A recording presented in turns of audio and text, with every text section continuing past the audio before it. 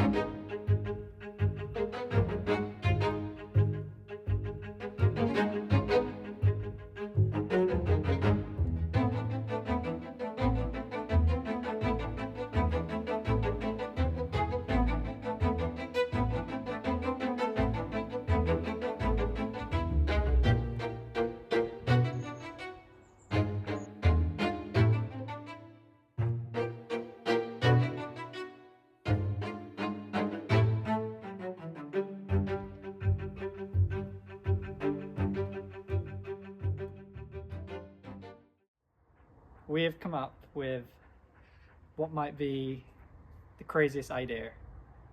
It's to build our door to what used to be the garage is gonna now be our second entrance. Lo and behold, I've built myself a carpenter's table. We've been and bought a load of wood, and it's time to attempt to build a door. So today's mission is to build the frame. I think what might be a good idea is I'm gonna show you on screen now my designs for the door, and then you'll get an idea for what we're going for. And then we'll see if the design matches what we actually end up building. That could be quite fun because I'm not quite sure it's going to, but we'll do our best. All right, so here we go. Carpentry door building, let's go.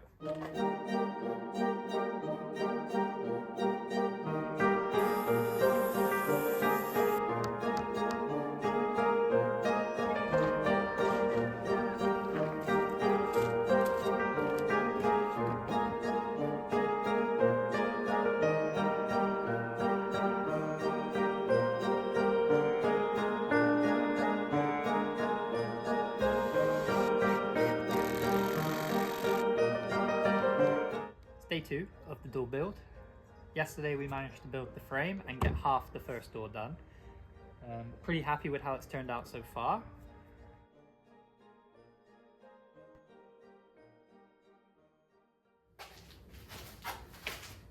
Good morning. Today is the day we're going to finish this wall. We're going to fill all these gaps with this expanding foam that you're using here. And then hopefully Edward is also going to get started on the intonaco, which is the plastering of the walls. Another task that needs to be done is that we need to scrape off the old paint in the ceiling so that we can do another nice fresh layer of plaster or intonaco there too. I'm a little bit worried that this might be lead-based paint because it was probably painted in the 70s. So we are wearing quite serious dust masks to protect ourselves. I'm an incredibly clumsy person as well, so knowing myself, I will end up with all these paint flakes in my face. Let's get started.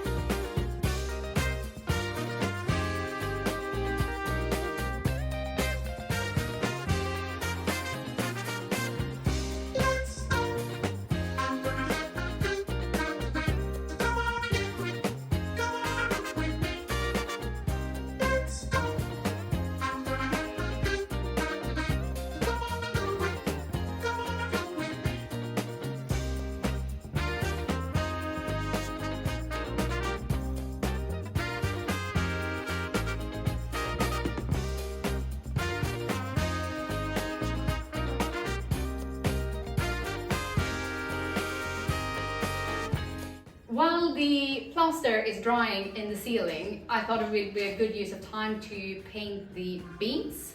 I am using a paint called Antirugine, it's a fondo, and it's not really a rust converter, but it's a sealer. The beams are not in that bad shape at all, it's kind of how they look when they arrive new as well, but they are like bleeding a little bit of rust through the white paint, so we add this one on, one coat, before we paint anything in metal.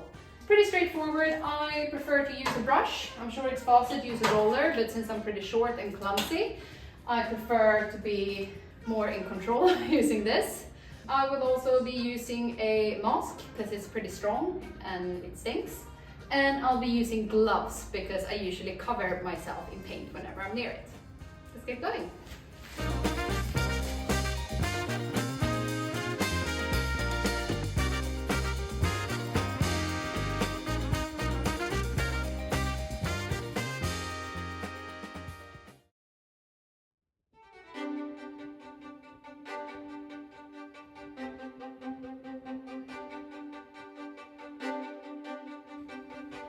One of the things that we love about our village is that it's only a 15 minutes walk up to the old town. This is perfect because it means that we can spontaneously head out for an aperitivo.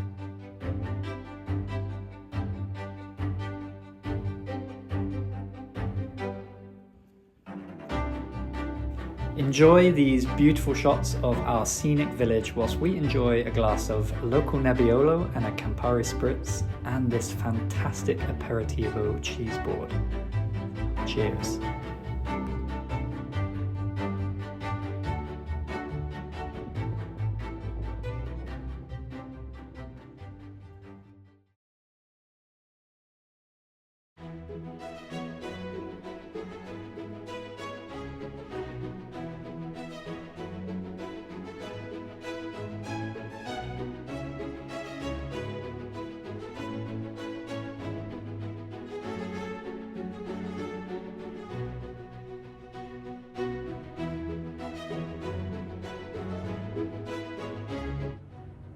Oh God. We painted 2 coats in here now. It's starting to look a whole lot better. Yes, we think we probably need another 1 more coat of white, and then we're gonna paint this room in like a nice sage color. So that should be enough. But what a difference to what this room looked like just a few weeks ago. Feel like we accomplished a lot.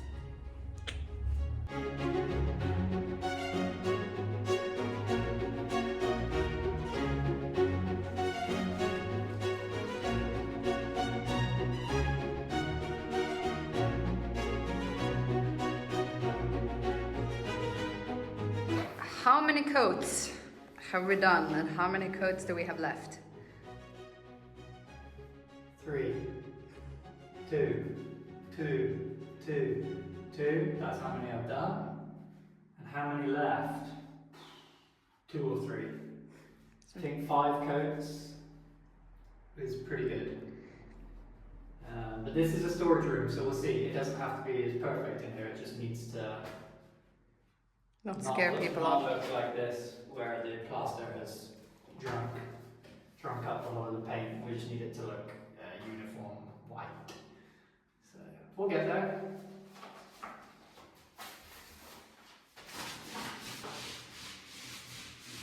Six coats.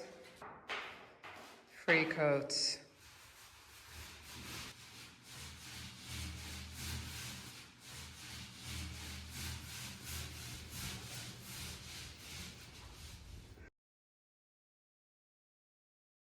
We just finished cleaning and kind of detailing this room. We've been chiseling and scraping off a lot of old cement from God knows when, and we are finally ready to tile. So already it feels like a completely different space, luckily, because we spent quite a lot of time and effort here. So we're going to tile this whole space, and in here will be the storage room. We're hoping to find some good shelving so we can put all of our boxes and tools and stuff. Here is the laundry. So we made it 180 centimeters wide, which is perfect for a washing machine, a dryer, and we're also putting in our small fridge here.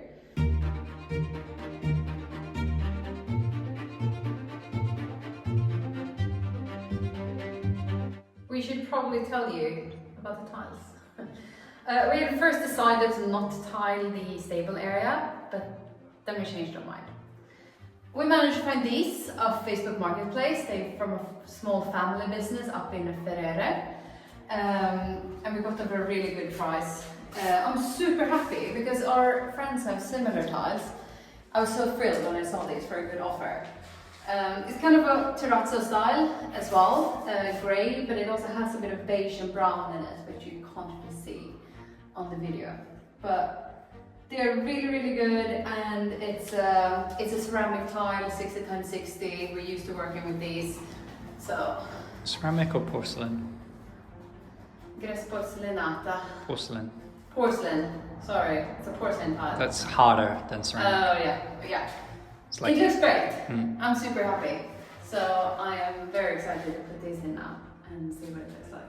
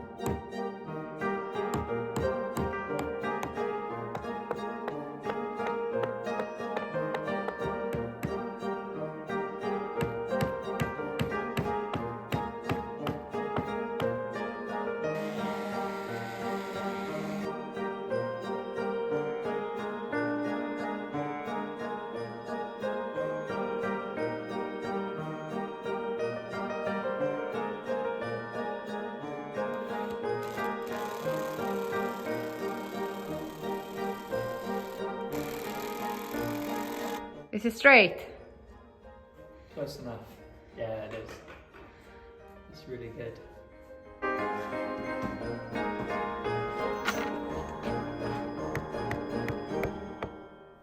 So I've just flipped the door over to give you a view of this beautiful frame that I put in yesterday, the one that Emily woke up to seeing this morning and was wowed by. Yeah, so this is how the other side will look in about 20 minutes time. And when I get back with Ernie. Yeah, after your dog walk it will be ready, and then I will have sanded and we'll be ready to prime. Just because I noticed it, I think other people on YouTube will say there's a bit of a gap there. Are we using wood filler? Yeah, so any gaps will be filled with wood filler. I've got some wood filler already, so I'll fill the gaps in and then we'll sand those down, and then once it's painted it's going to look like one piece of wood, except this frame in the middle is going to look separate. That's the ornate part, and everything else is going to look integrated. Because we must say it was pretty tricky, or it is pretty tricky here in Italy, we find, to find straight, perfect wood. I can follow that up with a good comment. We actually bought raw wood because it's about 3 times cheaper than the planed wood.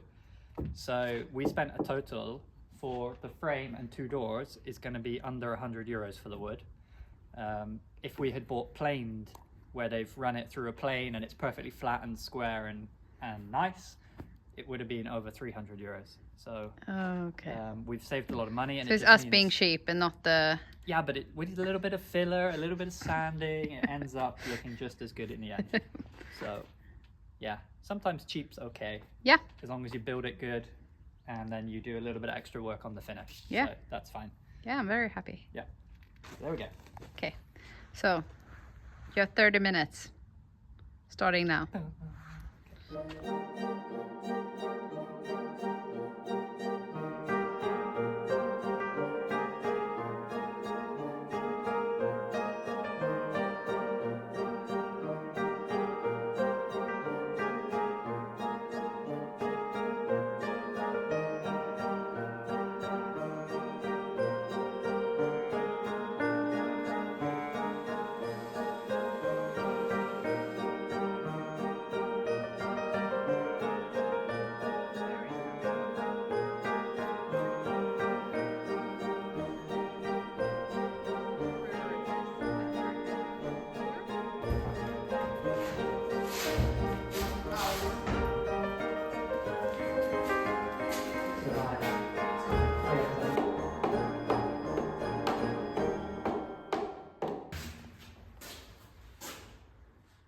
That looks like a door that fits.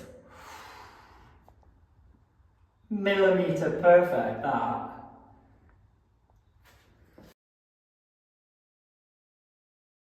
Two perfect doors.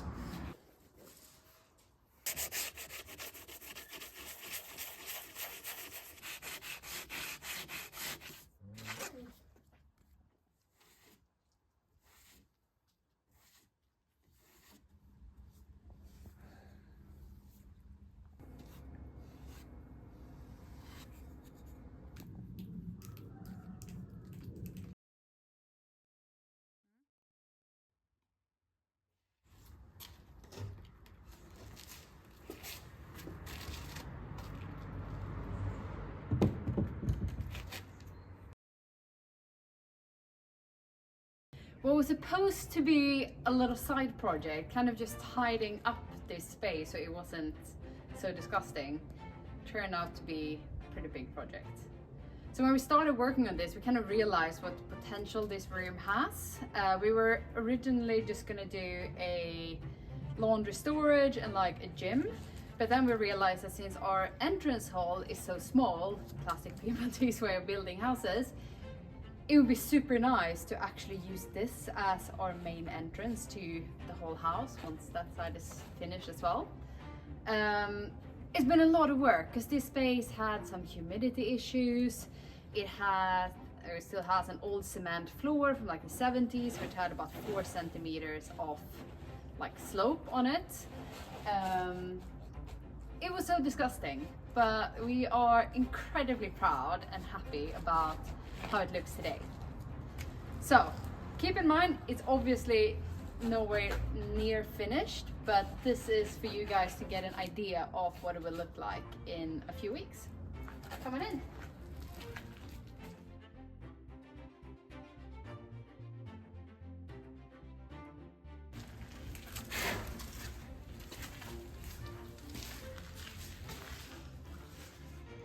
Here we have the entrance part where we will put up a lot of hooks, probably like a coat rack with shelves. We call it like a hat rack in Swedish. And some good like storage for clothes and shoes. We will have a sliding door. I want to find like a really old farmhouse door that we can hang from above that will just slide to the side.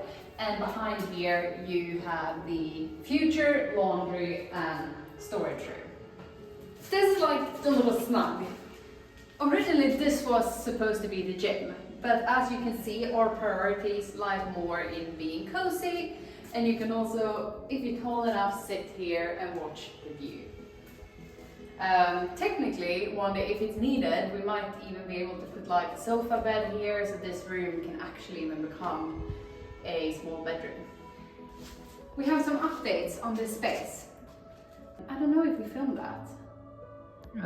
Yeah, maybe we mentioned that we asked the old owner what it was. Yeah, but she gave us some updates because she remembered and our neighbor confirmed that this under here used to be an old well. But apparently there was no water in it. So they bricked it up, had a window here, but that's why it has this shelf.